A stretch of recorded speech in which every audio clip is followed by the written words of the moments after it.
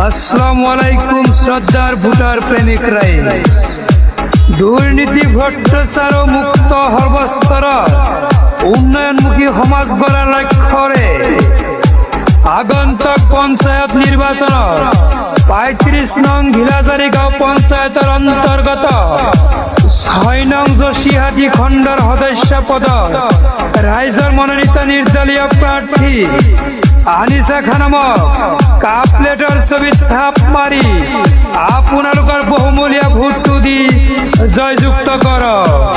ধন্যবাদ। আনিসা খানম জিন্দাবাদ, জিন্দাবাদ, জিন্দাবাদ।